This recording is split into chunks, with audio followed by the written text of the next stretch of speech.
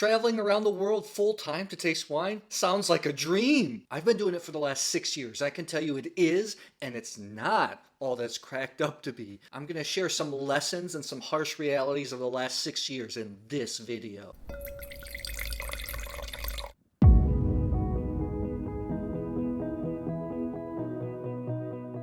This week marks 6 years that I left my career to travel around the world. I've gotten the chance to explore a lot of unique exotic wine regions around the world, everywhere from Baja, Mexico, to Thailand, to more established regions like all over France, Portugal, Italy, then to Eastern Europe, the Balkans, and back. Back in 2015, I had a thriving chiropractic practice, and life was good. Practice was booming, had a tight group of friends there, but still one thing was missing. I had a business coach at the time, and I will never forget him saying, according to your values, you're living a good life, but you're not living a great one. So in May of 2015, I left with my then girlfriend at the time to travel all around the world.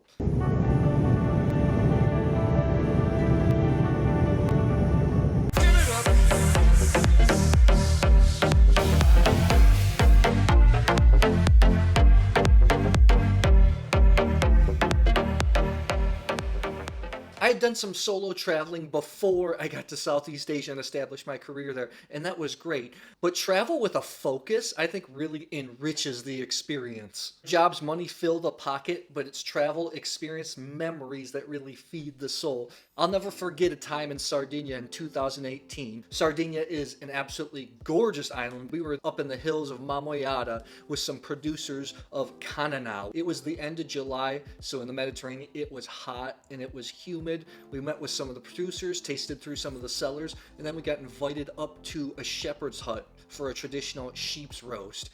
It was 34, 35 degrees Celsius outside, so 90 plus Fahrenheit, lots of humidity, and there was a whole sheep over the fire on the spit, and the smell was just so pungent. I know many of you maybe have had lamb, which is a little bit tender, less pungent. I tell you, sheep is 1,000 times smellier. We sat down in a shed, all of us sweating, sat around the table with a number of producers, and all we had was the roasted sheep, sheep's blood with the local bread, and then all the Cananal, these big red wines. If you don't know what Cananal de Sardinia is, these wines are 15 degrees, even 16% and higher of alcohol. It was so hot, so sweaty with all this pungent food, drinking this really high alcohol wine. From a sensory perspective, wasn't the most enjoyable experience, but now when I look back on it, that's something that's burned in my memory for the rest of my life. Sometimes the least pleasant experiences when you travel are the most memorable. I think wine travel also helps bust through your prejudices.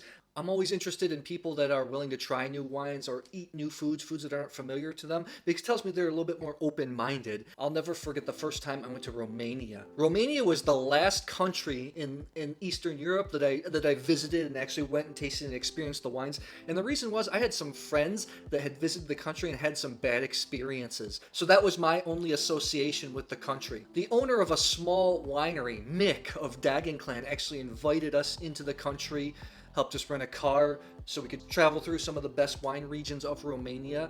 That experience just completely opened my mind. Not only is the country beautiful, the people are absolutely lovely. And after that trip, I was back to Romania several times, and I always looked forward to visiting. So that trip to Romania helped me take some of my own advice. When you travel full time, you have to be open to new experiences and just allow things to happen. Right before COVID took over the world, I spent 2.5 weeks in Portugal. I was there for an auction of port wines in the Douro. Then I traveled through the entire country. I remember one evening at Newport's Baixada estate, Quinta da Baixa, we had this whole aperitif spread out, and the Portuguese just love overfeeding you. And people were eating all the other wines, Wine people were stuffing their face, and I remember saying, guys, relax.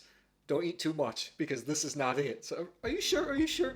Just a few minutes later, the door opened. We went and sat down for dinner. There was a massive grilled sunfish. It was like a massive sunfish. It is. I think I rolled out of the tasting room that night. And the last evening, I got invited out to a wine bar by a wine friend.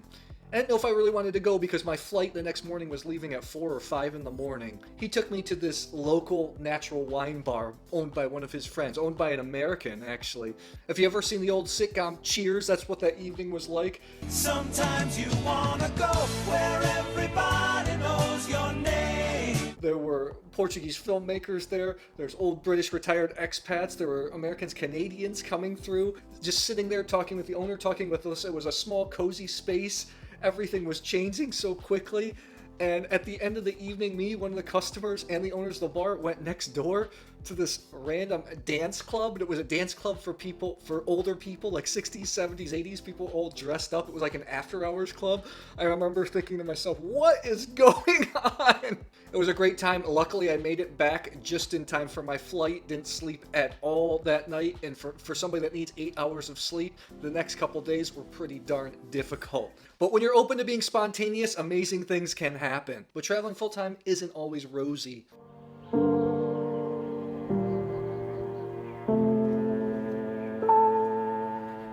A lot of people that are digital nomads travel by themselves, or maybe they travel as a couple. You're alone often, either with your significant other or by yourself. Some of you that do watch this channel might have been familiar with Shireen. We are no longer together romantically, although we're still good friends. I'm a person that really enjoys my own company. I don't mind being alone. This last winter, especially with everybody locked down, not being able to do much, I think it was the first time in my life that I experienced loneliness, which was an emotion that I was not used to at all. But it sucked, but I allowed myself to embrace it, to really feel it. And it's a time in my life that I'll look back and I think I'll be really fond of.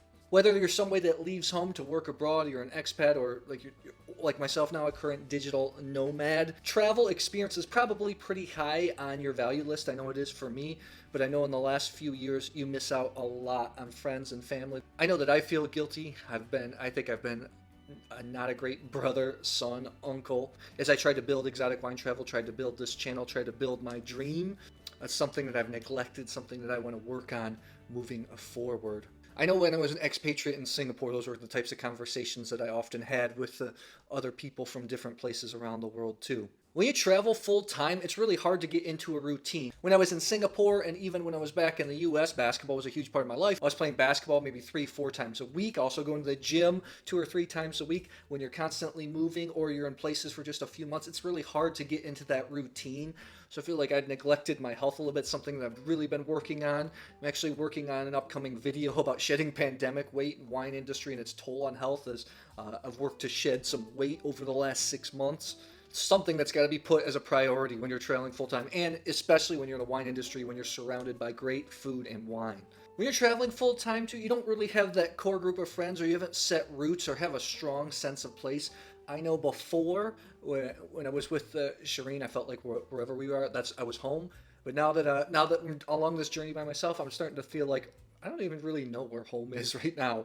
Luckily, the internet, applications like Clubhouse, Facebook, all this stuff allows you to stay connected to people, but it's still different than actually being in the physical presence of somebody. Sometimes I wonder if that's maybe a wrong choice that I made in my life, but then I think back to even my time in Singapore when I was an expat. It's a transient place, so people are always coming and going. You're getting to know people maybe for a couple months, maybe a couple years, and then they're off on their next assignment. If you're home, back in your hometown, or if you set roots up somewhere, people change. Sometimes you outgrow friends. People have kids. Some people don't want to have kids. So maybe it's the same thing, no matter what.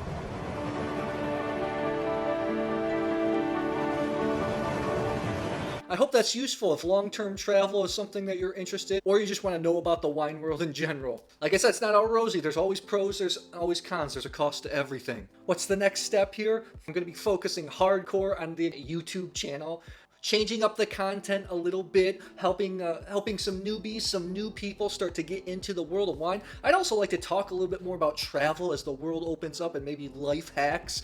Let me know if you think that's something that would be good for the channel too. Drop it in the comments below. Or if you believe it should be strictly wine focused. And I'll see you at the next episode. Cheers.